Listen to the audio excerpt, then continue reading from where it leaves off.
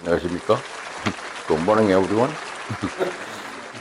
제가 그저께는 그 전국 목회자 세미나가 있어서 제가 충남 대천에 가서 한화콘도에서 저녁 8시에서 10시 반? 밤 10시 반까지 강의했습니다.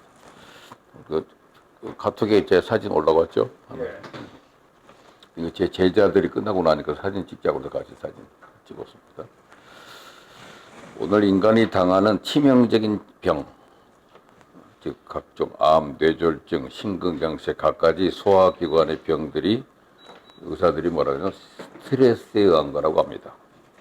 그래서 5대 질병이 뭡니까? 우리 가장 우리를 위협하는 치명적 5대 병. 첫째는 암, 2번이 당뇨더라고요.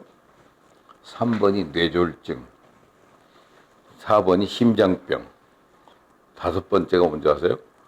우울증. 근데 이 5가지 질병을 하나로 묶어서 가장 크게 도전되는 것이 스트레스랍니다.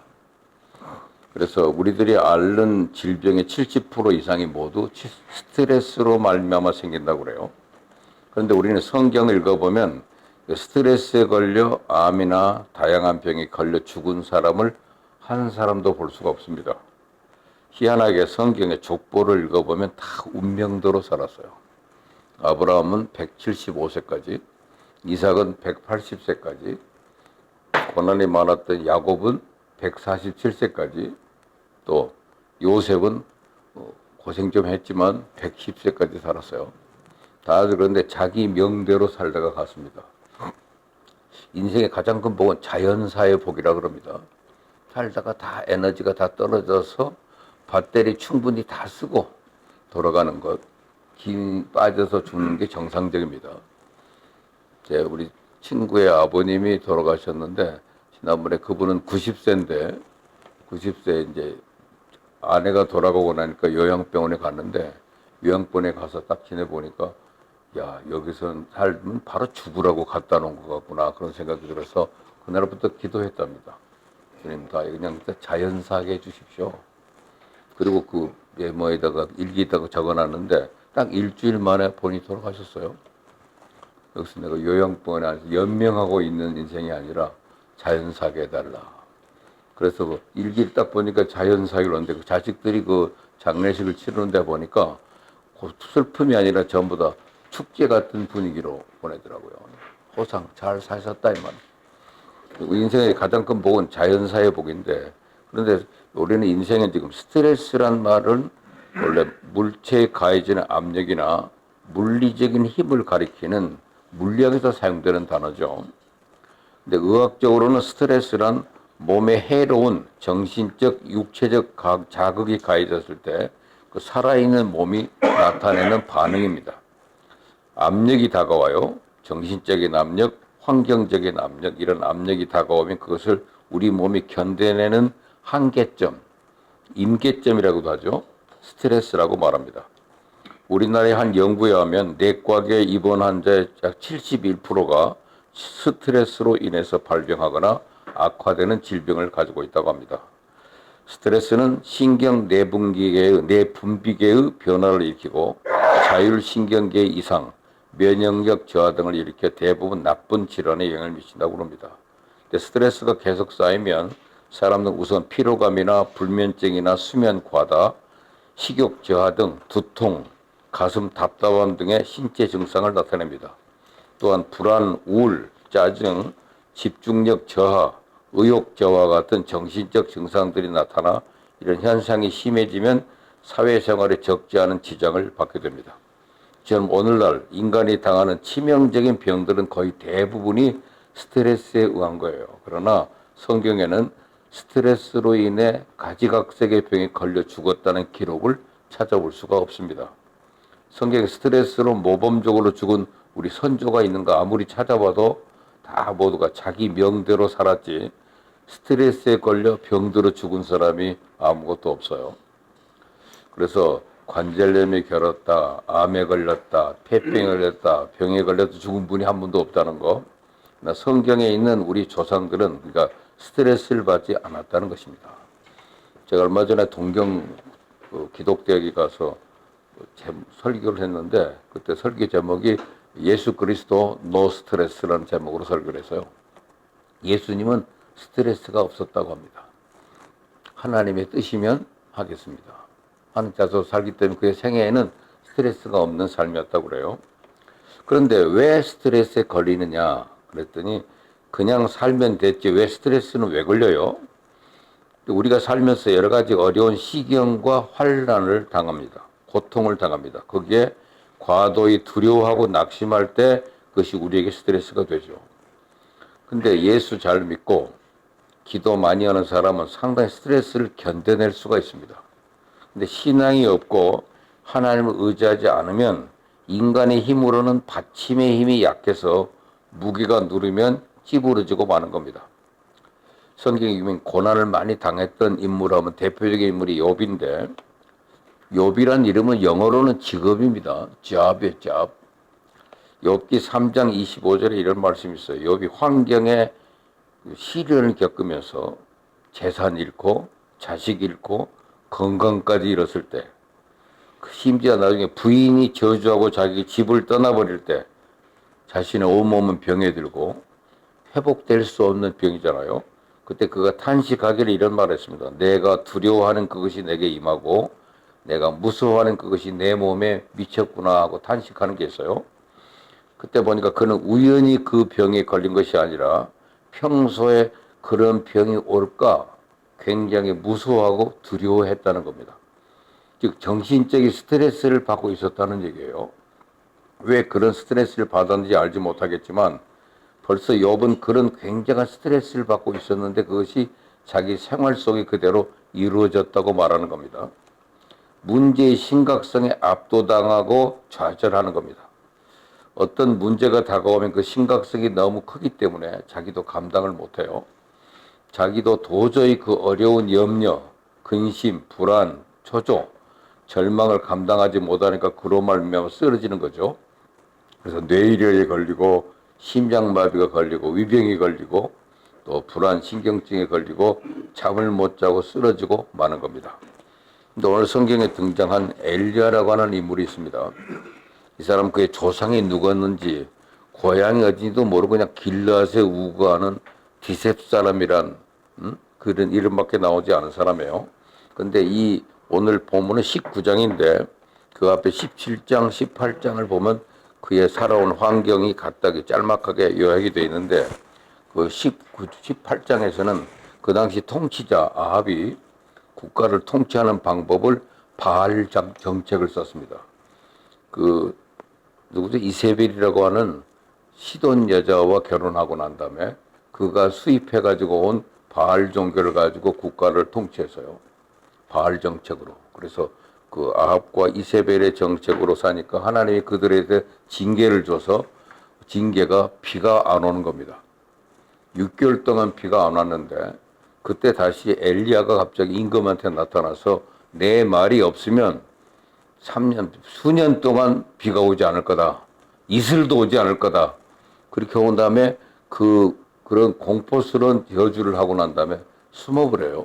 엘리야가 사라집니다. 그래서 사라져서 그가 살았던 장면이 17장에 나오고 18장에는 다시 나타나서 엘리야가 그들에게 도전합니다. 이 바알 신을 섬기고 있으면 이렇게 되니까 바알하고 나하고 한번 정면 대결하자.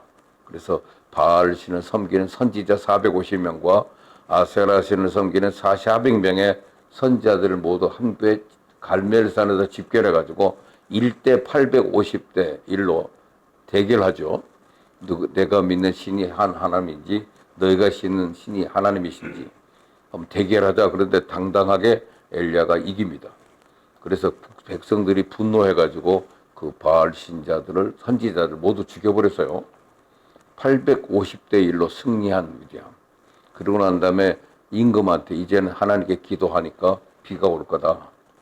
그래서 그가 기도를 했기 때문에 야고보서라고 하는 책에는 엘리야는 우리와 성정이 같은 사람인데 그가 기도하여 하늘문을 열기도 하고 하늘문을 닫히기도 했다. 위대한 기도의 능력의 사람으로 강력하게 추천되는 인물이 야고보의 추천은 엘리야라고 하는 인물입니다. 엘리야라는 이름은 여러분 아시죠? 나의 하나님의 여호와다 하는 이름이 그 엘리야예요. 최고의 선지자입니다. 이 사람은 불수레를 태워서 죽지 않고 하늘에 데려갈 정도로 위대한 인물입니다. 그런 엘리야. 그러나 하늘에서 3년 반 동안 비가 안 오다가 그가 기도하니까 비가 내립니다. 조금 비가 내리기 시작할 때 엘리야가 아합한테 그래요. 지금 빨리 집으로 돌아가세요. 비 맞습니다. 그러니까 아합이 마차를 타고 자기 궁으로 돌아갑니다. 그 옆을 엘리야가 달리기를 해가지고 아합보다 더 빨리 달려요. 그런 위대한 엘리야가 그것이 오늘 본문이 이제 정하는 1절로 들어가는 장면입니다. 그래서 아합이 오늘 엘리야가 행한 모든 일, 그가 어떻게 모든 선지자를 칼로 죽였는지를 이세벨한테 일러요. 이게 말하니는 상당히 일르는 얘기로 나옵니다. 이 모든 일이 하나님이 이렇게 하셨어 이렇게 말하는 것이 아니라 엘리야가 일을 저질렀어 하는 느낌으로 보고를 한 거예요. 그랬더니 이세벨이 사신을 엘리야한테 보내어 뭐라고 그럽니까? 내가 내일 이맘때에는, 그럼 요즘 이런 표현은 좀 약해요. 24시간 내에, 그런 뜻이죠. 반드시 내 생명을 저 사람들 중 한 사람의 생명과 같게 하리라. 테지나라고 하는 사람한테 그 라스베가스의 조폭이 24시간 내에 떠나라. 안 하면 죽인다. 그래서 도망갔다고 그러더라고요. 그래서 그 털털이 걸어서 도망 나오면서 찾아가는 사람이 옥경이를 만나가지고 그 인생이 바뀌었다고 그러잖아요. 24시간 내에 떠나라 아니면 죽인다. 그런데 오늘 이세벨이 24시간 내에 너 반드시 죽인다. 그렇게 하지 않으면 신들이 내게 벌 위에 벌을 내림이 마땅하지라. 이런 강력한 도전을 받습니다. 엘리야는 이 바알과의 싸움에서 이기고 온 국민들의 지지를 받고, 그래서 이제 아합도 비가 오지 않았다가 비가 오게 되니까 다시 엘리야를 인정해가지고 국민적 영웅이 되고, 아마 얼마 전에 우리 총선 전에 한동훈 같이 국민들 인기가 막 몸에 올라가니까 그럼 반드시 그 다음에는 승리하고 나면 국무총리가 되든지 그 다음 상황은 어떻게 될지 모른다고 기도할 상황인데, 지금 엘리야에게 다가온 도전은 너무나 충격적입니다. 이런 이세벨의 강력한 공격을 받으니까 웬만한 사람은 아마 자살했을지도 몰라요. 그런데 그가 이 문제의 심각성에 압도당해서 좌절하고 낙심하고 스트레스에 걸려서 죽기를 원하는 장면이 오늘 본문의 내용입니다. 이 말을 듣고 그가 3절 보세요. 그 형편을 보고, 이거 밑줄 그어놔야 됩니다. 그가 이 형편을 보고, 하나님을 보고 일하는 사람이 아니라 이 형편을 보고 일어나 자기 생명을 위해 도망하여 유다에 속한 브엘세바에 이르러, 그때는 이스라엘이 남과 북으로 갈라져 가지고 북왕국은 이스라엘이고 밑에가 유다예요. 근데 그 당시 아합은 유다 왕 여호사밧하고 혼인 정책을 통해서 서로 화해를 맺고 있는 때입니다. 그래서 유다 땅, 나라가 바뀌었어요. 이스라엘이 아니고 유다 땅인데 브엘세바는 맨 최남단이에요. 맨 끝에 국경지대에 있는 것이 브엘세바인데 거기까지 가가지고 자기 사환이 같이 내려갔다가 너 여기 있어. 나 혼자 가고 싶어. 그리고 자기 자신은 광야로 들어가서 하룻길쯤 갔대요. 광야를 혼자 하룻길을 간 겁니다. 그러다 로뎀나무 아래에 앉아서 얼마나 피곤하고 지치고 배고프고 그렇죠? 근데 거기서 자기가 죽기를 원하여 뭐라 그래요? 여기 유명한 말 여호와여 넉넉하오니, 그 말은 나도 할 만큼 했습니다 그 말이에요. 할 만큼 다 했는데 지금 내 생명을 거두시옵소서. 나는 내 조상들보다는 낫지 못합니다. 이런 절망적인 언어를 말하고 있어요. 17장하고 18장에 나오던 엘리야의 모습과는 완전히 대조되는 모습이에요. 이럴 수가 있냐서 말이에요. 그러니까 스트레스로 이런 경우가 있단 말이에요. 성경의 위대한 지도자로 알려진 모세, 엘리야, 요나, 이 사람들이 다 죽기를 원한 적이 있었다는 사실이 성경의 정직한 고백입니다. 이 사람이 이런 고백을 했을 때 어떤 일로 하나님이 그를 조치해 주었는가 하는 것이 오늘 본문의 내용입니다. 아까 엘리야가 보통 사람 같으면 자살했을 것이고, 그가 바알 선지자 450명, 그들과 경쟁을 했고 바알 선지자들이 이스라엘 백성들에게 바알을 신봉케 함으로 여호와를 배반하고 반역해서 하나님이 진노하사 3년 6개월 동안 비가 오지 않았어요. 그 나라의 경제가 파괴되고 나라가 완전히 망했습니다. 그때. 그래서 이스라엘이 완전히 가뭄으로 불탈 정도입니다. 그래서 바알이 왕성할 때 하나님의 종 엘리야가 그 바알 선지자들을 모두 한 곳에 모여서 정말 여호와가 참 하나님인지 바알이 참 신인지 경쟁을 했어요. 그래서 아합이 근데 위대한 승리는 엘리야가 했잖아요. 근데 아합이 엘리야가 행한 모든 일과 그가 어떻게 모든 선지자를 칼로 죽였는지를 이세벨에게 말하니 엘리야의 제단에 하나님이 불로 응답한 일과 백성들이 바알을 보고 하나님 말을 섬기기로 작정한 일과 백성들이 힘을 합쳐 도움으로 450명과 그 400명이 추가되는 선지자들을 다 죽인 사실과 그 결과를 엘리야가 기도하니까 또 하나님께서 응답하셔서 비를 주셨다는 얘기를 자기 아내 이세벨에게 아합이 얘기를 다 하니까 이세벨이 분노 막심해서 아까 24시간 내에 내가 엘리야를 죽이겠다. 넌 살아서 못 나간다. 그래서요. 그 위대한 엘리야가 마음 놓고 있을 때 이세벨의 협박과 공강을 들으니까 뭐 무너진 겁니다. 당연히 그렇지 않을 것을 기대하고 있는데 전혀 다른 반응이 나온 거예요. 엘리야가 그 협박과 공갈을 견디지 못하고 일어나 도망을 치고 거기에서 종을 두고 하룻길을 걸어서 더 깊은 광야로 들어가 노뎀나무 밑에 앉아 죽기를 원하는 거잖아요. 이 말을 듣고 무서워하고 두려워했다 그렇습니다. 무서움과 두려움은 우리의 마음속에 굉장한 스트레스가 되는 겁니다. 엘리야같이 위대한 사람도 심한 스트레스를 당하니까 죽기를 원했었어요. 스트레스는 우리에게 모든 희망과 용기를 다 빼앗아가고 맙니다. 좌절하고 절망하게 만듭니다. 최근 우리나라의 학계, 의료계, 산업계 등 사회 지도층에 있는 인사들이 잇따라 자살한 사실이 밝혀져 사회적으로 큰 충격을 받고 있습니다. 유명한 대학병원 교수, 물리학의 한 분야의 최고 고재로 알려진 서울의 유명 사립대 물리학과 교수가 목숨을 끊었는가 하면 대기업 임원이 과중한 업무 부담감을 호소한 목숨을 끊었습니다.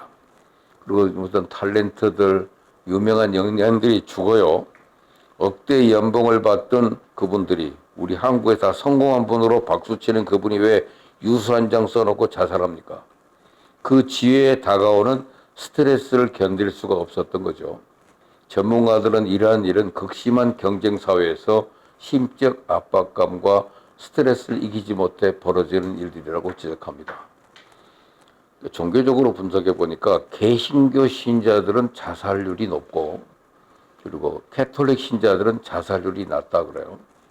캐톨릭은 은근히 그래도 컨트롤을 받습니다, 종교에. 근데 개신교는 자기가 믿는 거를 종교가 컨트롤 안 해요. 그러니까 잘 믿다가도 이런 스트레스를 강하게 받으면 바로 자살해 버린단 말이에요. 여러분 잘 아시다시피 자살이란 말은 거꾸로는 살자예요. 잘 다스리면 상황을 바꿀 수 있는데 삼성 서울병원의 유범희 교수가 이런 말을 했어요. 불규칙한 생활, 과로가 반복되는 생활은 육체적으로 무리를 주지만 정신적으로 더 무리를 줄 때가 많다. 일본말에도 무리라고 그러잖아요. 무리다 그러잖아요. 무리. 육신적인 무리는 견뎌낼 수 있지만 정신적인 무리는 견뎌내지 못합니다. 사람들은 자기에게 어떤 문제가 발생하면 그 문제의 심각성에 압도당하고 좌절하잖아요. 이로 인해서 사람들은 스트레스에 걸려 육체적, 정신적 고통을 당합니다. 이런 스트레스가 지속되면 사람들이 자신의 생명조차 끊어버리는 큰 위기를 맞게 됩니다. 아까도 얘기했지만은 성경에 보니까 예수님은 그렇게 압력을 받아도 스트레스를 안 받아요. 종교인, 많은 그 당시에 정치가에 끊임없이 따라다니며 압력을 가하고 위협을 가합니다. 그는 먹고 자고 사는데도 정처가 없어요. 그렇게 많은 괴로움을 겪어도 예수님은 스트레스에 안 걸립니다. 비결이 뭐냐고 예수님께 물어봤더니 주님이 싱긋 웃으면서 하는 말, 이건 누가 상상한 겁니다. 욕심이 없으면 스트레스에 걸리지 않는단다. 그랬대요. 야고보서 1장 14절 15절 보니까 오직 각 사람이 시험을 받는 것은 자기 욕심에 끌려 미혹됨이니 욕심이 잉태한즉 죄를 낳고 죄가 장성한즉 사망을 낳느니라 그랬어요. 지위, 명예, 권세, 돈 무엇이니 내가 가지고 있는 것이 빼앗기면 어떻게 하느냐? 나보다 더 강한 자가 와서 나를 밀쳐내면 어떻게 할 것이냐? 마음에 욕심이 생기면 그것을 얻기 위해서, 그것을 지키기 위해서 마음에 부담을 느끼고 스트레스를 받게 됩니다. 디모데전서 6장 9절에 이런 말씀이 있죠. 부활이 하는 자들은 시험과 올무와 여러 가지 어리석고 해로운 욕심에 떨어지나니 그 사람으로 파멸과 멸망에 빠지게 하는 것이다 그랬습니다. 일반적으로 인간에게는 오욕이라는 게 있죠. 5가지 욕구, 즉 식욕, 색욕, 재물욕, 재욕, 명예욕, 수면욕이랍니다. 수면욕구. 여기에 인간의 원초적인 본능인 식욕이나 성욕, 물욕 등이 모두 포함되어 있는데 인간은 살아가면서 누구나 이 오욕을 채우려고 합니다. 그것은 자연적인 본성이에요. 그런데 그 정도가 지나치면 탐욕이 되고 말아요. 그냥 욕심은 괜찮은데 탐욕이 되면은 스트레스를 받게 됩니다. 보통 욕심이야 다 가지고 있잖아요. 그러나 내 욕심 가운데 탐심이 들어오면 탐욕이 되는 겁니다. 그러면 나쁘게 돼요. 마음을 비우고 욕심을 버리고 주어진 것에 감사하면 기쁨과 평안뿐 스트레스에 걸리지 않는다는 겁니다. 미국의 미시간 대학의 스테파니 브라운 박사가 인간의 욕심과 수명에 관해 연구를 했는데 연구 결과에 의하면 욕심이 많은 사람들의 사망률이 욕심이 적은 사람의 사망률보다 거의 3배 더 많은 것으로 나타납니다. 유태인들이 즐겨보는 탈무드에는 이런 말이 있어요. 승자의 주머니 속에는 꿈이 있고 패자의 주머니 속에는 욕심이 있다. 꿈과 욕심은 다른 겁니다. 과도한 욕심으로 인한 스트레스는 몸과 마음을 병들게 하지만 마음의 욕심을 버리고 자신이 가진 것으로 이웃에게 나누어주고 베풀 때 건강뿐 아니라 더욱 풍성한 은혜와 축복의 삶을 살 수 있게 됩니다. 마태복음 11장 28절 다 아시는 말씀. 수고하고 무거운 짐진 자들아 다 내게로 오라. 내가 너희를 쉬게 하겠다.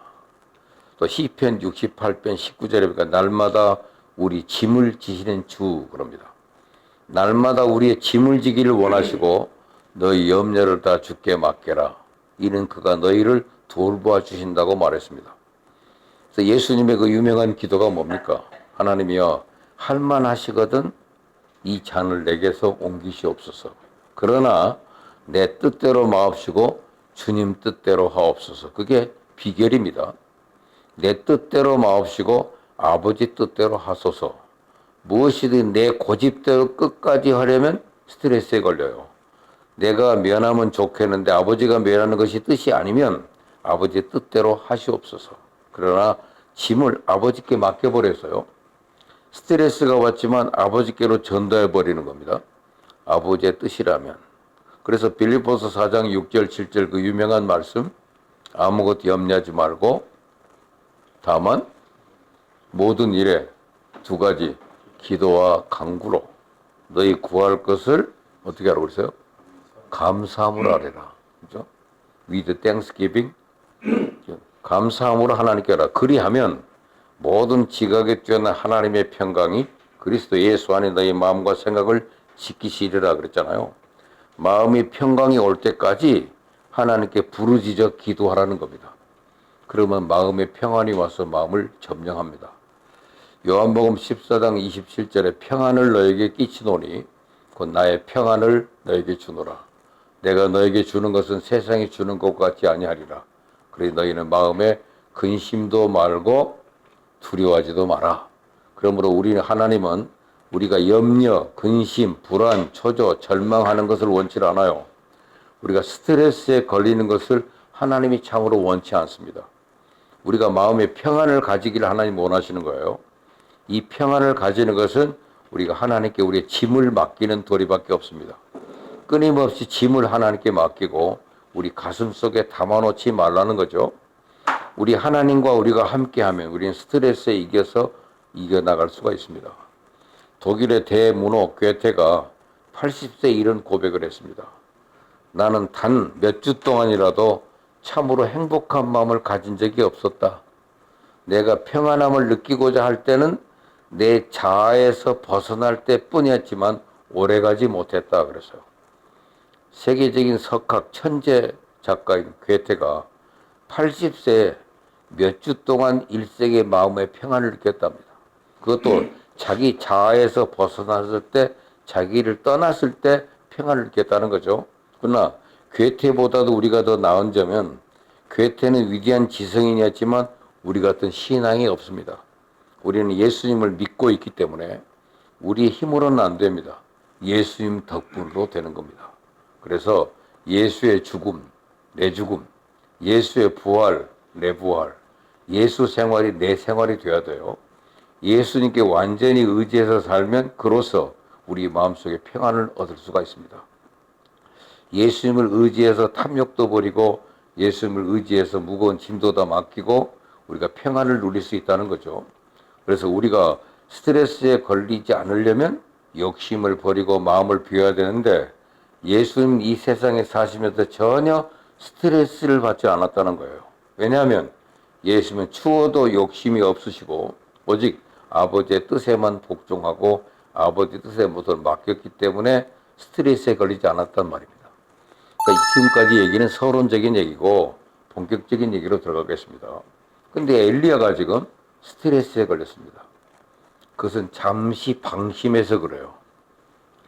이제 바알 선지자들과 싸워서 이기고 그들을 다 450명이나 잡아 죽이고 비가 오지 않은 이스라엘에게 기도해서 비를 오게 했으니 이제는 안심하고 이스라엘 백성들을 주께로 이끌어 나갈 수 있다고 생각을 했어요.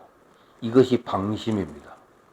이 정도 했으면 대한민국에서는 위대한 승리를 내가 했다. 이렇게 방심할 때 스트레스가 기습으로 들어와서 그걸 완전히 자신을 잃어버리게 만들었어요. 그렇게 위대한 선지자가 아무도 만나지 않고 광야로 혼자서 도망을 쳐가지고 로뎀 나무 밑에 들어누워 죽기를 원합니다. 요즘 말하면 자살을 원했다는 거잖아요. 주님, 이만하면 됐으니 내 생명 거두어 주시옵소서. 오늘 5절부터 7절에 보니까 로뎀 나무 아래에 누워 자더니 그 다음 문장을 잘 보세요. 그를 어루만지며 그에게 이르되 일어나서 먹으라. 보니까 머리맡에 뭐가 있다고 그래서요? 숯불에 구운 떡은요, 그냥 떡하고 달라요. 숯불에 구운 떡은 정말 맛있는 떡이에요. 잡숴 보셨어요? 연탄불에 구운 것과 달라요. 숯불에 구운 떡. 강릉 사람들은 생선을 꼭 숯불에다 굽습니다. 그래서 강릉 숯불고기, 그 생선구이 기가 막혀요. 그냥 생선이 다르더라고요. 어디 강릉 거래. 강릉은 숯불구이에요. 숯불에 먹는 고기. 예수님이 제자들에게도 숯불에 구운 향어를 주셨잖아요. 자, 저밥 먹자. 우리 CBMC의 표 아닙니까? 와서 저밥 먹으라. 저반에 그 숯불에 구운 생선, 숯불에 구운 떡과 한 병 물이 있어요. 음식 먹으려면 물이 필요하잖아요. 그러니까 이에 먹고 마시고 다시 누웠더니 그 다음에 다시 여호와의 천사가 또다시 와서 어떻게 했어요? 어루만지며 일어나 먹으라. 네가 갈 길을 다 가지 못할까 하노라 그랬어요. 광야에서 아무도 만나지 않고 잠만 자고 깨어 먹고 마시고 했습니다, 지금. 근데 여기 보니까 재밌는 표현이에요. 천사가 와서 어루만져 주었다 그래요. 참 중요한 겁니다. 지금 스트레스 당해서 고통당한 사람을 보고 꾸짖고 욕하면 아무런 소용이 없어요. 위로해주고 격려해주고 어루만져 주는 거. 천사가 와서 엘리야를 어루만져 줬다는 겁니다. 여러분, 남편이 그 부인이 짜증을 낼 땐 스트레스 걸려서 그런 거니까 어루만져 주래요. 어루만져. 잔소리하지 말고 집에서 놀고 집에서 뭔 그런 것도 못해. 그럼 절대 그런 말 하면 안 됩니다. 스트레스구나. 어루만져. 왜 이래? 그리고 만져주는 게 제일 중요한 거예요. 우리가 그 원리 잔소리하면 안 됩니다. 그 야단이야 그러지 말고 잘 어루만져 주는 겁니다. 그 방법은 잘 모르겠지만 여러분이 좀 알아서 하세요. 아내는 어때요? 남편이 세상에 나가 경쟁사에서 고통당하고 스트레스 걸려 집에 들어오면 탄식할 때 잔소리 자꾸 하면 점점 더 스트레스에 걸려요. 어루만져 주라는 겁니다. 최고의 스트레스 해소법은 스킨십이에요. 스킨십. 잘 부드럽게 만져줍니다. 머리도 쓰다듬어주고 무릎 베게 해주고 잘 쓰다듬어줍니다. 지난번에 오광섭 회장 만났더니 지금도 그런 그 짓을 하고 있다고 그러더만요. 집에 가면 아내를 1시간 동안 발 주물러 준대요. 다리 탁 뉘어놓고 요즘도 해. 그래도 그렇다는데. 근데 작년에 평창에서 만났어. 그 부인이 왔는데 지금도 얼굴이 훤해. 항상 남편이 항상. 그래서 내가 우리 모임에 와서 절대 그런 말 하지 말라고 그랬었잖아요. 감염될 수도 있고 나도 해야 되고 그러는데. 누구죠?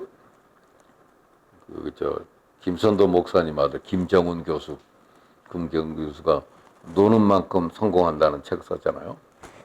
그 양반이 우리나라 사람들은 주물러 주는 걸 잘 못하는데 스킨십이 약한 나라. 그래서 우리나라 사람은 돈 주고 가서 안마 시술소 가서 안마를 받는데요. 외국에는 안마 시술소가 잘 안 된대요. 우리나라만 이렇게 안마 시술소고 우리가 외국 여행 가도 참 가서 그냥 마사지 받으러 다니잖아요. 가면. 우리나라 안 주물러줘서 그렇답니다. 자꾸 만져주는 것이 그만큼 좋은 일인데. 그래서 좀 부부가 좀 우울증 걸린 사람 보면 내가 좀 만져 좀 손잡고 가. 그랬더니 어떤 분은 그다음에 수양에 가는데 부부가는 둘이 앉았는데도 계속 손 만져. 그랬더니 손 만지더니 좋아졌더라고 사람들이. 손을 꼭 잡고 다니는 거. 이게 만지는 게 굉장히 좋은 겁니다. 이게 어루만져 준다는 거. 그러니까 여러분들이 어떤 어려움을 당한 사람 만나면 여러분이 천사가 돼주는 거예요. 내가 좀 주물러줄까? 무조건 만져주는 겁니다. 교회 학교 총장들 또는 위대한 학장님들이 마지막에 자기 교수 자리 누구한테 물려주냐면 가끔 찾아와갖고 등 밑에 손을 넣어준 사람, 팔 주물러주고 간 사람, 그런 사람한테 자리 물려준대요. 응? 가깝게 와서 만져주고 대화하는 게 참 좋습니다.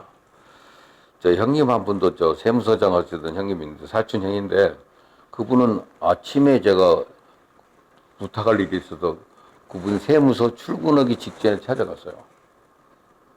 문 앞에 동천동에 사셨는데 제가 아침에 가니까 이분이 나가시려고 그러다 저를 딱 만나니까 갑자기 들어와. 방으로 들어가더니 붓더리를 벗고 딱 앉더니 무조건 손부터 잡더라고. 손들을 이렇게 주무르면서 동생 어떻게 하는가? 어떻게 했으면 좋겠냐? 이렇게 말하니까 마음에 확 놓이더만요. 사람 참 편안하고도 대화할 수가 있는데 저희 큰형은 만났는데 민정당 연수원장일 때 문 앞에서 제가 같이 형을 꼭 만나야 되니까 아침에 그간 가서 나갈 때 가서 만나려고 그 문 앞에 서 있었다고. 차를 타고 나가더라고. 가다가 형 만나니까 창문을 이렇게 열더니 뭔데? 뭘 말해 갑자기. 그렇게 갑자기 어떻게 말하려면 분위기가 좀 있어야 되잖아요. 근데 우리 그 형님은 손을 탁 쥐고 그 전라도 말로 그래. 동상 어떻게 지내는가? 어떻게 편안하게 손을 잡으니까 마음이 별 눌리더라고. 오늘 천사가 어루만졌다는 사실이 참 중요해요. 너 그런 선지자가 이게 뭔 짓이야 임마. 너 믿음이 있다는 놈이 있다는 소리가 오고 있어 너. 심지어 목사가 그렇게 시험 들고 그래? 이러면요 일 다 망칩니다. 어루만졌단 말인 게 중요한 거예요. 우리 교인 한 사람이 미장원을 하는데 미장원은 그 집에 이렇게 들어가면 자기 남편이 오면 딱 남편한테 그냥 무릎에다 자기 무릎을 딱 다리를 올리고 다리 좀 만져줘. 그러면 잘해준다네. 그래서 참 행복하다고 그러더라고. 이게 다리 주물러 주는 게 보통 좋은 일이 아닌 것 같아요. 어떻든 머리도 만져주고 무릎 베게 해주고 잘 쓰다듬어 주면 스트레스도 벗어난다는 얘기죠. 사람이 스트레스에 걸리면 자기 힘으로 스스로 일어날 수가 없답니다. 그리고 스트레스에 걸렸을 때 이 성경에 보니까 먹고 자라는 거예요. 우리가 굉장히 괴로울 때는 성령이 우리를 위해 위로의 역사를 베풀어 주십니다. 그래서 우리가 고난을 이길 수 있는 힘을 성령을 통해서 많이 얻을 수가 있어요. 그래서 우리가 성령님이 뭐 하시는 분입니까? 도와주시고 가르쳐 주시고 위로해 주시고 또 대언해 주시고 인도해 주신다. 이게 성령의 5가지 기능이에요. 펑션. 성령이 누구냐? 그러면 하나님이시고 인격이시고 보혜사라 그러잖아요.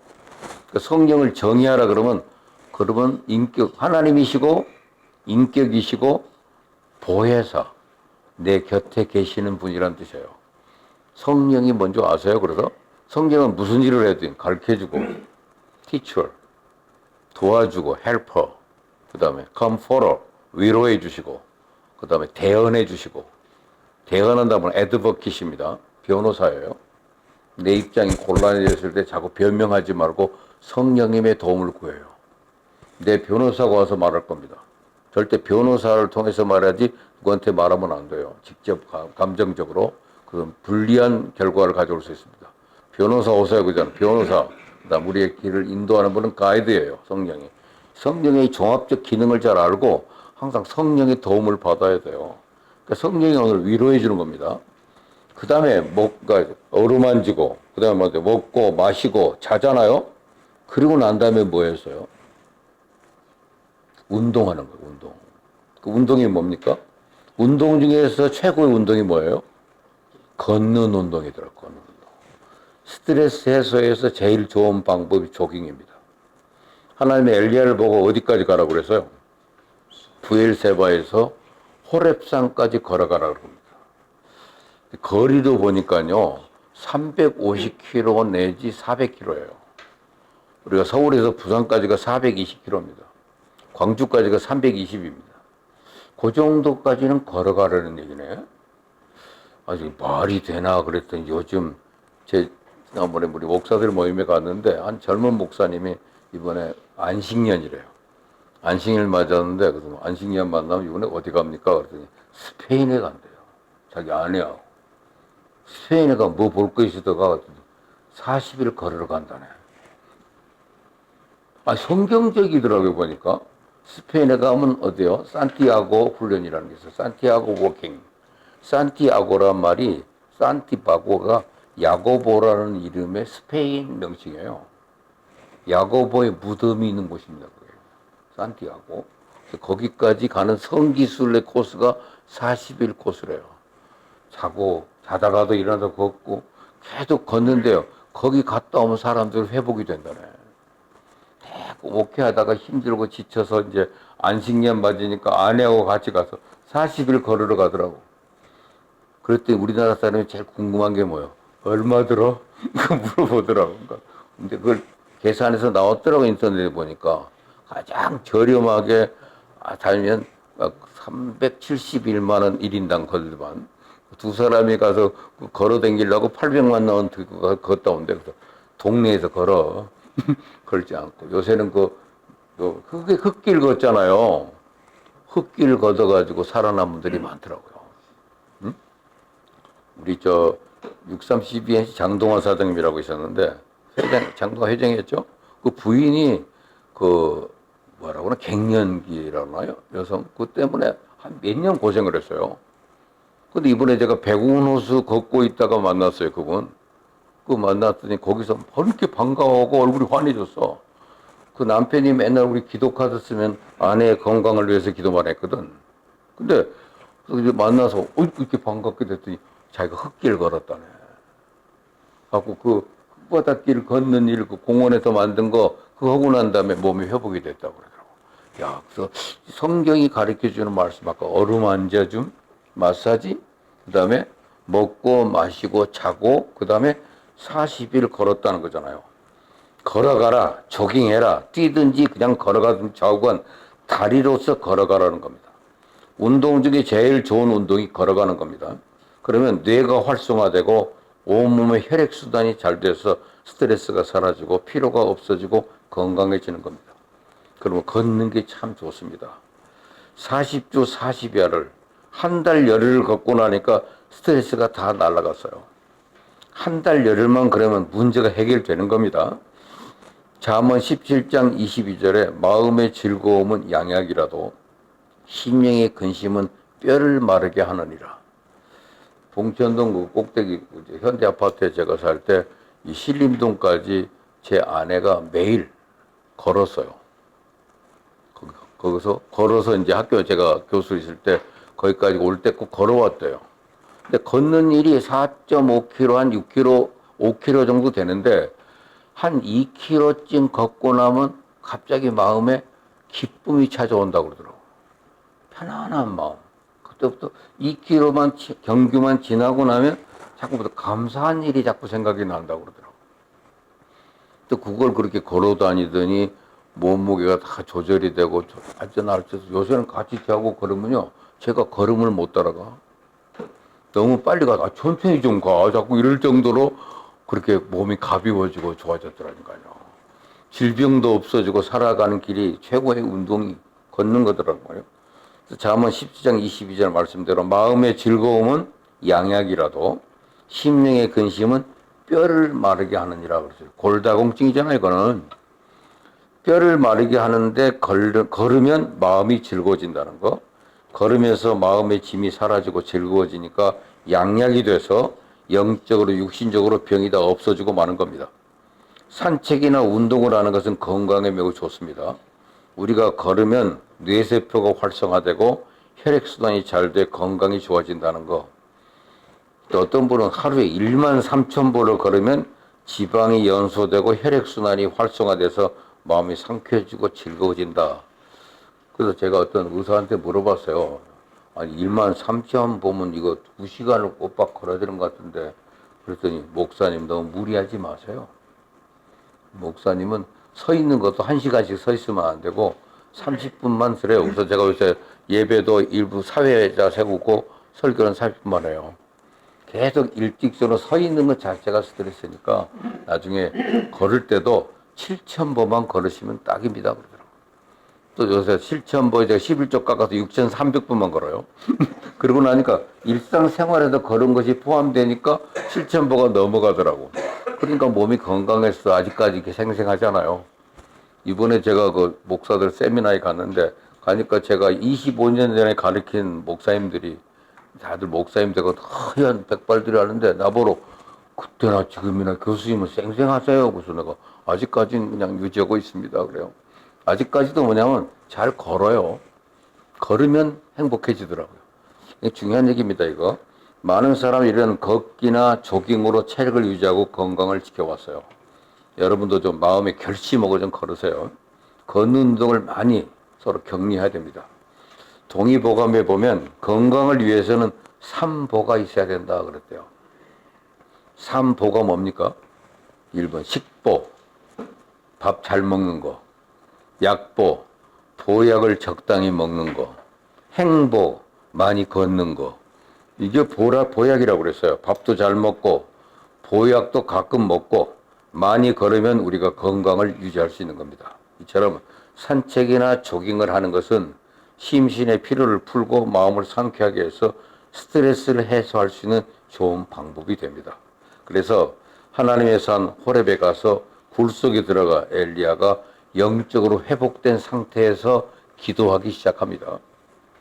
영적으로 신앙이 떨어지고 성령 충만을 잃어버린 그가 호렙산 바위 굴 속에 들어가 하나님과 대화할 수 있게 되고 세미한 음성을 듣게 되고 마음이 뜨거워지고 사명을 새롭게 받아 그 사명을 다하고 그 시대가 위험하니까 엘리야를 공격한 사람이 많으니까 그를 하나님이 데려가 버렸잖아요. 그래서 우리가 엘리야는 무덤이 없습니다. 불병거 타고 하늘로 올라갔다고 그러잖아요. 그래서 하나님이 하늘로 데리고 가니까 유대인들은 지금 전승에 따라서 식탁에다가 항상 자리 하나를 비워놓은 데잖아요. 혹시 엘리야가 내릴지 모르니까 자리 하나 비워두라 그래서 항상 엘리야석을 남겨놓는다고 그래요. 우리가 스트레스 해방되는 최후의 방법은 마지막은 뭡니까? 기도하는 겁니다. 신령한 은혜를 회복하는 것. 성령을 충만히 받는 것. 그래서 먹고 자고 그 다음엔 조깅하고 그 다음에는요 작정하고 좀 기도원에 가셔서 성령 충만 받고 하나님의 세미한 음성을 들으면 스트레스 굿바이, 완전히 스트레스에서 해방이 됩니다. 하나님의 음성이 마음에 들려올 정도로 하나님의 은혜를 받으면 스트레스가 거기에 붙어 있을 수가 없어요. 엘리야가 하나님의 음성을 듣고 하나님 소명을 마지막 받아서 그 소명을 실천하고 난 다음에 하나님의 엘리야를 회오리 바람을 통해 하늘로 데리고 올라가 버렸습니다. 우리는 뭐 살아서 하늘에 못 올라갈지라도 죽어서 올라가면 그뿐 아닙니까? 그러니까 하늘은 똑같은 하늘이니까 우리가 천국 갈 수 있다는 것은 마음에 큰 위로가 됩니다. 여러분, 우리가 언제 죽더라도 우리는 갈 곳이 있습니다. 삶의 목표가 있다는 것이 얼마나 좋습니까? 삶의 목표가 없는 사람은 나이가 먹을면 먹을수록 방황하고 허덕여요. 허무와 무의미에 고통당하니까. 그러나 우리는 살아갈수록 우리의 목적지가 분명하므로 허무와 무의미에 시달리질 않습니다. 언제 죽더라도 겁은 좀 나지만 그러나 천당 가는 것입니다. 생소한 것에 가는데 겁이 안 날 턱이 있겠어요. 그러나 걱정할 것 없습니다. 예수님께서 누구든지 마음에 근심하지 마라. 하나님을 믿으니 또 나를 믿으라. 내 아버지 집에 있을 곳이 많다 그랬습니다. 주님이 오셔서 우리 손잡고 갈 터이니 두려워할 거 없습니다. 여러분 모두가 다 하나님의 백성으로 이 세상에서 스트레스를 이기고 궁극적으로 천국에 가서 하나님의 영광을 누리는 하나님의 자녀가 되는 것 아닙니까? 그러니까 오늘 세계는 스트레스 공장입니다. 끝없는 경쟁과 긴장, 불안, 공포, 낙심. 그러니까 스트레스를 피해 살아갈 도리가 없어요. 그러나 예수님을 믿으면 또 CBMC 멤버가 된다는 것 자체가 예수 믿는 것 아닙니까? 그러니까 모든 스트레스에서 벗어날 수가 있어요. 성경에 이런 말씀 기억하십니까? 오직 여호와를 앙망하는 자는 새 힘을 얻으리냐. 이 앙망한단 말이 참 중요한 거예요. 딴 생각하지 말고 한 가지만 집중해서 기도하는 거예요. 여러분 기도할 때 하나님 앞에 웅변으로 말하지 마세요. 하나님 못 알아듣는 것 아닌데 너무 말 잘하려고 하지 말고 간단한 게 줘서 심플한 거. 저는 그 심플한 기도를 개발한 것이 감사합니다, 찬양합니다예요. 우리나라 사람이 제일 외우기 쉬운 게 무궁화꽃이 피었습니다예요. 10자만 딱이더라고. 감사합니다, 찬양합니다. 저는 그 아침에 어저께도 이제 아침 새벽 기도는 거기 강사가 오셔갖고 인도하더라고요. 그래서 제가 새벽 기도를 인도하지 않고 가서 앉아서 기도할 때 한 30분 감사합니다, 찬양합니다, 감사합니다, 찬양합니다만 계속 하고 있어도 하나님의 은혜를 입더라고요. 여호와를 앙망하는 자는 새 힘을 얻는다 그랬습니다. 그러면 어떻게 되는데요? 독수리가 날개치며 올라간 것 같을 것이고 다른 박질에도 곤비지 않고 걸어가도 피곤치 않는다. 이사야 40장 3절 말씀, 31절 말씀 아니에요? 달려갈지라도 세상 일에 쫓겨 달려갈지라도 곤비하지 않고 스트레스 걸리지 않고 걸어가도 피곤치 않다. 여유가 만만해서 시간이 많으면 피곤하지 않아요? 실증이 나지 않습니까? 그러나 하나님을 앙망하면 여유 만만하게 가도 인생이 피곤하지 않다. 간단하게 하세요. 하나님 앞에. 어떤 분은 기도할 때 보니까 아시지요만 하는 사람이 있더라니까요. 아시지요, 주님. 뭐 자꾸 기도를 해서 나도 사실 궁금해. 뭘 자꾸 기도를 그것만 하나. 그런데 아시지요. 주님이 아셔요. 그다음에 기도하는 방법도 좀 심플하고 단순했으면 좋겠어요. 그래도 자신이 좀 그래도 뭐가 시원치 않으면 주기도문을 하세요. 정명훈 어머니가 야 힘들고 어려운 기도해라. 기도는 주기도문만 해라. 주기도문을 100번씩 했대잖아요. 기도문이 없으면 주기도문만 해도 하나로 단순해지면 하나님께 여호와를 앙망할 때 새 힘을 얻게 돼요. 저는 주기도문을 100번을 계속 기도하다 보니까 제가 오늘 모임에 갔더니 방언이 다 터지더라니까. 방언도 나오더라고요. 그래서 내가 기도하는 가운데 하나님 주신 은혜를 주님이 체험할 수 있기 때문에 짧은 시간 있을 때 기도하세요.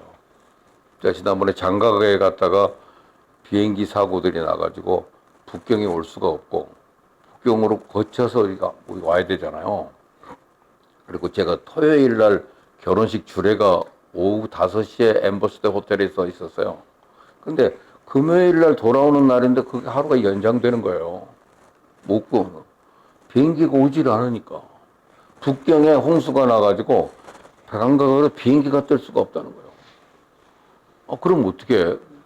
종신대 교수들하고 같이 가니까 이 사람들은 놀면 좋지 뭐 하루 더 있다 가지 뭐 학교에서 돈 대주는 거고 뭐 걱정할 거 있어요. 근데 우리 목사들은 가서 주일 지켜야 되고 토요일 날 또 결혼식 주례도 있고 이거 고민이 되잖아요. 그래서 고민할 때 아내한테 전화하니까 뭐 같이 기도해요. 근데 기도할 때 기도가 뭐 막상 떠오르는 말이 없잖아요. 그래서 기도 간단하지 뭐 그냥 감사합니다, 찬양합니다. 큰 소리로 말을 듣고 속으로 감사합니다, 찬양합니다. 벽을 보고 혼자서. 옆에 있는 교수들은 아따 뭐 시간 여유 있게 한 주 더 놀다 가지 뭐 차라리 이런 사람들은 잔뜩 있는 분위기에서 벽 보고 기도하는 것도 혼자 몰래 기도했는데 30분 기도하니까요. 비행기가 오더라니까 갑자기 일기 조정이 됐다고 비행기 준비하라고. 짐 다시 실으라. 이거 은혜가 얼마나 큽니까? 근데 북경에 왔는데 북경에도 또 비가 와 있고 차가 비행기가 안 오고 연착이 되고 타는데 이 중국 갈 때 조심한 것은 단체 비자 왔는 거더라고요. 단체가 비자하면 40명이 갔기 때문에 비행기 자리가 딱 빈자리가 안 나온대. 비행기가 연결이 하나 됐는데 20명밖에 들어갈 자리가 없다는 거예요. 근데 저는 하필이면 D조에 속해 있어가지고 비행기 티켓이 안 되는 거예요, 순서가. 그래서 여자 교수들한테 좀 이렇게 자리 좀 바꿀 수 없냐 그랬더니 여자들 냉정하대요. 딱 상황 바뀌니까, 아이, 뭐 갑자기 그런 걸 부탁하냐고. 그들은 목사도 아닌 사람들인데, 목사인데 갑자기 그럴 때는 운명이 달라요. 강원영 목사님이 얼마나 옛날에 시험 들었다는 얘기를 보니까 제주도로 가는 배를 타는 길에는 그 피난민인데 그 장로고 목사가 없더래. 아무도 지켜보이고 그 아사리 바탕의 속에서는 신분 아무 성직 아무 소용이 없습니다. 그러더라고. 이렇게 무섭더라고 그러더라고. 근데 진짜 안 태워주더라고. 그럴 때 또 절망할 게 아니라 기도해야잖아. 그래서 저쪽 벽에 가서 혼자서 하나님 감사합니다. 찬양합니다. 그것만 기도를 했어요. 그런데 비행기 오른 사람 중에 몇 사람들이 빠져버렸대. 도중에 차가 막히고 그러니까 딴 일정이 있다고 빠져나간 사람이 있다고 20명의 여석이 생겼다는 거야. 그래서 다시 그 비행기를 타고 들어가니까 그 안에 공항 기내실에 가니까 그 여자 교수들이 어머 오셨네요. 그러고 참 화났는데 그리고 또 와서 토요일 날 결혼식 줄에 섰다니까요. 그 간단한 기도가 있더라고. 이게 바로 위력적인 기도에도 길게 기도할 필요도 없습니다. 감사합니다. 찬양합니다. 감사합니다. 찬양합니다. 그것이 너무 번거로우시면 사랑합니다를 넣어도 괜찮아요. 짤막한 기도가 위력이 있더라고요. 그것만 기도를 계속 감당하고 있었더니 성령이 역사하고 바꿔주더라고요. 그러니까 여러분 하나님을 앙망하면 여유만만하게 가도 인생이 피곤하지 않대요. 그래서 아까 여호와를 앙망하는 자는 하나님의 뜻대로 부르심을 입은 자들에게는 그 말이나 경건하게 사는 자들에게는 이라고 똑같은 말입니다. 경건하게 살고 하나님을 앙망하고 여호와를 앙망하고 단순하게 기도하면 주님이 우리의 길을 인도한다는 사실입니다.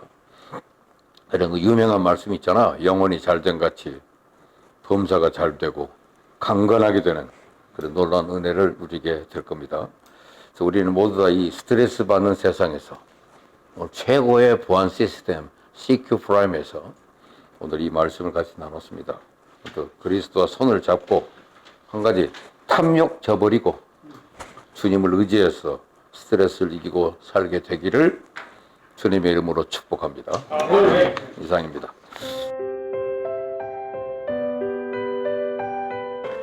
예, 안녕하십니까. 저는 CQ 프라임 대표 이승열이라고 합니다. 교수님 그 설교가 저는 저만 그런지 귀속에 머릿속에 쏙쏙 들어와요. 다 그렇습니까? 다 그러시나요? 그 엘리야 선지자가 왜 도망갔는지는 알았는데 왜 그렇게 스트레스를 받았는지가 이해가 잘 안 됐어요. 그런데 그것들을 이해하고 또 걸었다는 거, 걸어서 하나님이 이제 천사가 만져주고 걸었다는 거 참, 저도 얼마 전부터 하나님의 영이 이상하게 이렇게 이끌어 주시는 것 같아요. 그래서 지난주에 걸어야겠다. 그래서 송도에서 그냥 무작정 걸었어요. 걷다 보니까 서울까지 가겠더라고요. 이게 마음이 이제 괴롭고 힘드니까 이게 막 걸어봤어요. 걸어서 갔더니 저기 멀리 산 밑에 절이 보이더라고요. 그래서 글로 올라갔어요, 그냥. 예전 같으면 이제 절에 가면 이렇게 불상들도 막 이런 이렇게 옆에 있는 그런 것들 좀 무섭기도 하고 그랬는데 지금은 딱 이 생각이 들어요. 약간 좀 편협한 말로는 이렇게 좀 찐따같이 보인다나? 이런 좀 불쌍하다, 불쌍들은. 예, 마음에 이렇게 강건함이 느껴지더라고요. 그러면서 요즘에는 저녁에 월요일, 화요일, 이렇게 평일날 이렇게 뜁니다. 지금 5km씩 뛰고 있고요. 그리고 걷는 것까지 합치면 근 8km에서 10km 정도는 이렇게 움직이는 것 같아요. 그러다 보니 다리에 힘이 들어가고 머리가 아까 말씀하신 게 한 3km 정도 뛰면 처음에는 1km 걷기 1km 뛰기가 어렵거든요. 근데 3km까지만 뛰자 하고 생각하고 3km를 뛰면 그때부터는 이렇게 머릿속에 이렇게 물질이 나오는 것 같아요. 더 뛸 수가 있더라. 그래서 그런데 힘을 받아서 걷는 거 상당히 좋은 것 같아요. 사업하시는 저 대표님들한테 제가 그런 얘기 많이 듣거든요. 막 힘들 때 한 달 내내 6개월 내내 술만 먹다가 걸어봤다. 걷기 시작하니까 다리에 힘이 돋고 이렇게 모든 일이 잘 되더라. 이런 얘기가 다 성경에 나와 있는 얘기 같아요. 그래서 그리고 제 하는 일을 잠깐 설명드리자면요. 처음에 CQ 프라임이 맞습니다. 시큐리티, 그러니까 최고의 안전으로 제가 그 직장을 그런 우리나라 코디콤이라는 이제 상장 회사 예전에 기술이 좋았습니다. 우리나라 이 시큐리티 분야가 지금은 중국으로 다 넘어가고요. 그래서 그런 쪽에 다니다가 사업을 시작해서 이렇게 보안 쪽, CCTV 쪽 사업을 하고 있고 지금도 일부 관공서 쪽은 일부 한 10개 구청 정도는 금액은 작지만 계속 유지는 하고 있고요. 그걸로. 그리고 근데 그 너무 산업이 이제 너무 성숙기가 넘은 산업이라 소프트웨어를 개발해야겠다는 생각으로 프랜차이즈 쪽 관련된 ERP 쪽을 시작을 했고 지금 사업을 영위하고 있습니다. ERP는 뭐냐면 본사가 있으면 우리 뭐 저녁 그 김간의 김밥에서 아침 먹잖아요. 거기서 수발주하고 전산하고 뭐 본사에서 이제 이런 시스템 가맹점하고 물류가 굉장히 복잡합니다. 그런 것들을 다 연결해주는 전산을 저희 걸 사용하고 있어요. 김간에도 저희 걸 사용하고 있고 얌생김밥, 하남돼지, 강강술래, 가장 맛있는 족발 뭐 이런 업체들이 가맹점하고 본사와 물류 회사들이 다 저희 시스템 쓴다고 보시면 됩니다. 프랜차이즈 본사들은 다 이렇게 좀 작아요. 우리나라는 프랜차이즈 본사들이. 그래서 이런 시스템들이 대기업의 큰 셉이나 이런 시스템을 못 써요. 더 좋은 시스템이나 이렇게 비싼 시스템 못 쓰고 저희 같은 이제 저희 이런 서비스를 SaaS라고 하거든요. 서비스 에즈 어 서비스라고 빌려 쓰는 거예요. 우리 구독료를 받고. 그래서 저희 가맹점당 2만 원 정도씩 받고 이렇게 사용하고 있어요. ERP 사업이 있고 그 다음에 키오스크. 굉장히 저렴은 보통 뭐 일반 저기도 한 4, 5만 원 정도. 근데 이제 가맹점당 2만 원이니까 하남돼지가 10개였다가 이제 200개가 됐잖아요. 아, 그렇게 가맹점당 가격이 200개가 되니까 이제 목돈이 내야 되죠. 근데 한 번 들어오면 이게 스티키해서 떼기 어려워요. 떨어뜨리기 어렵습니다. 개발하려면 수천만 원이 들고. 그래서 그런 사업 하고 있고 무인 사업으로 해서 저희가 키오스크 사업 뭐 요즘 많이 나오는 태블릿 모바일 오더 요게 좀 집중을 했었어요. 그래서 키오스크는 초창기 때 했는데 한 1000대 정도는 팔았어요. 1000대 정도는 팔았는데 경쟁이 너무 심합니다. 그리고 벤사들, 우리나라 이제 결제 시장의 벤사들이 거의 뭐 무상 정책으로 벤을 유지하기 위해서 무상 정책으로 뿌리다 보니까 경쟁이 악화돼서 저희 작년 말부로 저희가 이제 사업을 기존 나간 거는 유지시키고 신규 사업은 이제 접는 상태로 사업 구조 조정을 했고요. 그리고 이제 요 안에 들어가 보면 아시겠지만 이제 무인 판매 사업, 무인 냉장고, 자판기 이런 이제 무인 시장에 이런 기술 가지고 저희 정부과제 6억짜리 정부과제를 개발과제를 따서 수행을 마쳤고 2년 개발과제 마쳤고 그걸 이제 사업화해서 지금 상업화 시키고 있는 상태입니다. 그래서 그런 사업, 그러니까 크게 저희가 여기에 한 20명 정도까지 있었는데 작년 말에 좀 인력 구조 조정을 했어요. 그래서 좀 많은 어려움들, 엘리야가 이제 떠날 때처럼 매번 이런 어려움을 겪는데 뭐 다 마찬가지시겠지만 그런 고난을 좀 작년부터 겪고 있고요. 뭐 하나님이 지켜주실 거라고 저는 생각됩니다. 그래서 집중은 그래서 지금은 ERP 유지와 무인 사업에 집중하고 있고, 한 가지 지금 이 하드웨어가 이런 중소기업이 하기가 좀 어렵거든요. 지금도 정부에서 그러니까 생산 자금이나 이런 게 계속 들어가야 돼서 정부에서 스마트 사업 상점이라고 이렇게 공짜로 이렇게 나눠주거든요. 그런 것들이 선정이 돼도 돈을 나중에 줍니다. 그래서 그런 자금들이 이런 선순환이 이런 저희 같은 중소기업들이 그런 게 좀 어려워요. 그래서 장비보다는 지금 저는 이제 소프트웨어 쪽으로 좀 더 집중을 하려 하고 있고, 저희가 강강술래라는 고깃집 있잖아요. 네, 강강술래가 한 12개 정도 되는데 저희 고객이거든요. 거기도 다 저희 걸 쓰고, 작년에 이제 CRM이라고 고객 관리를 1억 6천짜리를 정부 지원 사업으로 이제 고객 관리, 고객한테 문자 보내고 뭐 이렇게 타겟 정해서 하는 이런 사업이 있거든요. 그걸 저희가 수행을 했습니다. 그래서 그것도 개발이 끝났고, 그쪽을 상업화로 좀 오랫동안 그 일반 프랜차이즈 쪽에 그 접목을 못 하고 있어서 그쪽을 좀 그 사업으로 좀 집중을 해보려고 합니다. CRM 개발 사업을 집중하려고 해서 지금은 그런 소프트웨어 사업과 무인 사업을 제가 집중하고 있고, 기도 제목 말씀드리기 전에 제 사업은 이 정도 시간이 된 것 같고요. 혹시 질문 있으시면 궁금하신 거 있으면 말씀드리겠습니다. 수입원이 출수입은 어떤 것이에요? 현재? 지금은 말 그대로 집중하는 사업.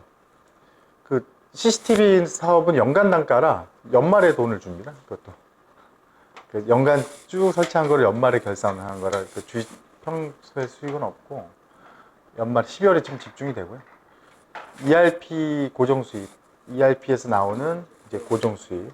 근데 다른 무인 사업을 하면서 ERP를 조금 등한시했어요. 그래서 고정 수업이 크지는 않고 그 사업이 하나 있고, 무인 요 냉장고 판매하는 사업, 두 가지라고 보면 될 것 같습니다. 그래서 CRM을 좀 확장하려고 하는 건 뭐냐면, 이게 문자 사업이 거기에는 들어가요. 그러니까 강강술래가 12개인데 문자 비용만 3천만 원을 써요. 한 달에. 그것도 아껴서 쓰는 게 3천만 원입니다. 그러니까 고객이 20만이 있는데 20만 명한테 문자를 보내니까 이게 선별적으로 막 문자 비용을 막 하늘에 뿌리잖아요. 그래서 이번에 개발한 건 타겟층을 가져가는 거예요. 어떻게 썼을 때, 어떤 이벤트를 걸었을 때, 누구한테 보냈을 때 저희가 포스하고 다 이런 전산, 매출, 고객 정보 이런 거 다 유입 경락, 연령, 뭐 지점 이런 거 다 분석을 해서 이런 걸 우리가 500만 원어치를 문자를 보내면 뭐 1000만 원의 매출이 일어나더라를 예측해서 보냅니다. 네, 그런 사업들로 좀 프랜차이즈에 집중하려고 하고 있습니다. 그래서 그런 문자 사업이 시장이 좀 큽니다. 결과적으로 지금 현재 하시는 사업이 네. 하드웨어 쪽보다는 약간 소프트웨어적인 쪽이 더 많이 지금 현재 비중을 차시는 거예요. 그렇죠. 이제 하드웨어, 그 무인 사업, 키오스크랑 무인 사업에서는 지금 하드웨어가 있는데 다 직접 제가 부천에 공장도 세워서 해보고 했는데 역량이 되게 힘들더라고요, 하드웨어는. 그래서 지금은 다 외주 주고 OEM 주고, 또는 아예 지금 또 하는 거는 이제 중국 기술이 비전 영상 기술이 그 발전이 돼서 그걸 냉장고를 가져다가 그냥 우리 소프트웨어만 하는 이런 형태로 계속 바뀌고 있어요. 네. 주 수익원은 지금 소프트웨어 쪽하고 하드웨어 판매 이 두 가지라고 보시면 될 것 같습니다. 네. 기도 제목은 그 목사님한테 오늘 저도 막 웅변하다가 요즘에는 좀 침묵의 시간 아버지만 찾거든요. 그렇게 되더라고요. 간단하게 재정 문제만 해결하게 달라고 하겠습니다. 재정 기도 좀 부탁드리겠습니다.